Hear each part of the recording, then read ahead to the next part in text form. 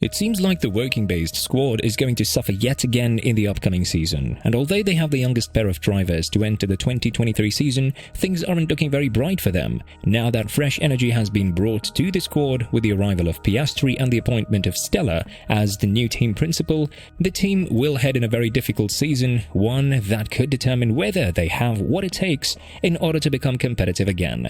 Let's start with what's most obvious, which is the performance of Piastri. Not that we're worried that Piastri is a great driver or not. He's proven that in the previous seasons in F3 and F2, winning everything there is to be won under Alpine's directive. However, this is where the problems arrive. Alpine is a team that supported Piastri and had him under contract for the 2023 season to replace Alonso. However, the Aussie denied the contract because he made a secret deal behind Alpine's back with McLaren. Many were quick to judge him, but obviously we all know how difficult it is to enter Formula 1 as a starting driver.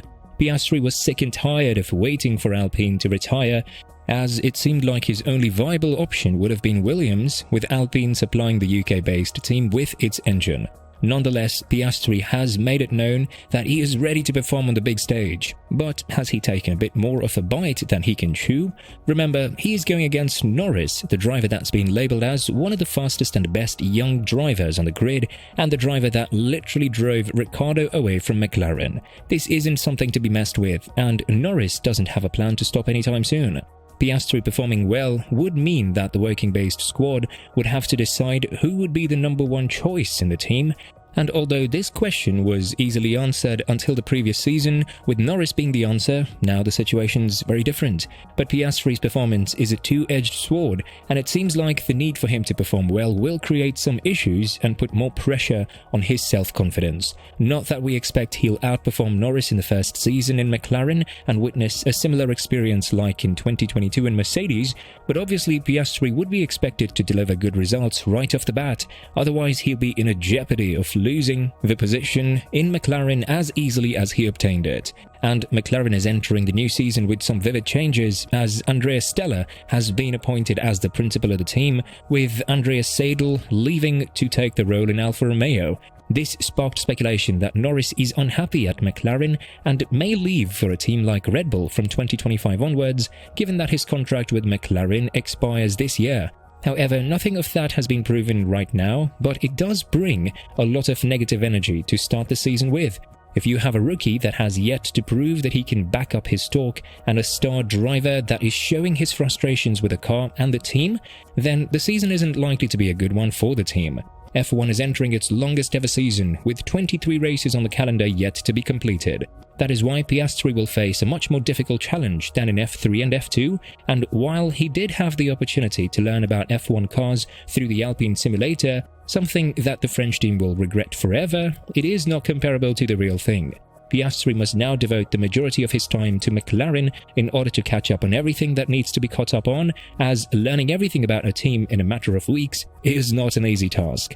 Another thing is Lando Norris and his frustrations. Apart from him being frustrated about the car's performance, with the MCL36 clearly lacking pace and performance compared to the 2021 version of the car, now Norris has to battle a younger and upcoming talent in Piastri. McLaren is clearly on the back foot with the Alpine fight, as the Enstone-based team has bashed them recently, saying that they are now looking to fight Mercedes and Ferrari, not McLaren. While this could use as an additional fuel for McLaren, Norris has recently spoken about the chances for the 2023 season, saying that he doesn't expect anything to change in the next 2 seasons.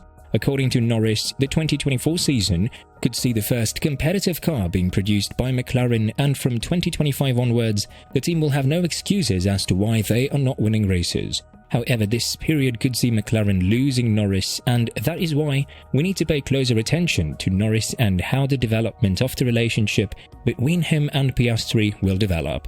Obviously, Zak Brown, the boss of the team, hasn't remained immune to all of the talks regarding Piastri and Norris and the challenge that the young driver will present to the Brit, which is why he spoke about this matter in an open conversation. Brown believes that Piastri will present a challenge for Norris, which will result in the 24-year-old needing to up his game, but friction between these two isn't expected. When talking about this matter, Brown added, "I don't have any expectations or plans set out. This is what he needs to do by this date. but I think Lando is as fast as anyone in F1. I think in race-winning equipment, he'd be winning races. I think probably everyone would agree with that. So Oscar is going to have a teammate that's one of the fastest drivers in the world, but I fully expect Oscar in time to challenge. Furthermore, Zak Brown spoke about the departure of Andreas Seidl, and when Seidel's name was related to Ferrari and to replacing Binotto, Zak Brown was full of confidence that Andreas will remain as the principal of McLaren and that he believes in the project of McLaren. Still, things turned swiftly when Vasseur was appointed to replace Binotto, and Seidl has opted for the Alfa Romeo seat, which is to become Audi from 2026 on. This is why Brown is not to be believed very much when he says that Piastri and Norris won't affect each other, because he also believed that Seidl wouldn't leave the team, and that's exactly what happened. Seidl's departure has shown some flaws that are currently present in McLaren, and the working-based squad's fans have called on the team to bring back Ron Dennis and to bring back the team to its winning ways. Yet, this is all in the past, and the reality is that McLaren will enter the 2023 season with Piastri and Norris being the youngest duo of drivers to hit the grid in the upcoming season. Piastri has a huge chip on his shoulder, and to turn down the best of the rest team on the grid, Alpine for McLaren, means that you either think you can do better than them or that you've made a serious mistake. However, Piastri wasn't really fazed that he had to change his driving style in order to adapt to the MCR36, as we all know that McLaren isn't really a popular car to be driven. It's something that even Norris has complained about, with the car having no front end whatsoever and being very understeering in the corners. Still, Piastri discussed some of these things with Ricciardo, the guy that he replaced at McLaren, and believes that he can deliver a top-notch performance from 2023 onwards. It's difficult to say if it's a McLaren characteristic or a 2022 characteristic. I don't want to put it into the "it's a McLaren characteristic" basket. I think there are maybe a few small things that are a bit different. But according to Gasly, Alpine is a car that has a lot of front end, which is why he understands why Alpine finished P4 in the Constructors' Championship.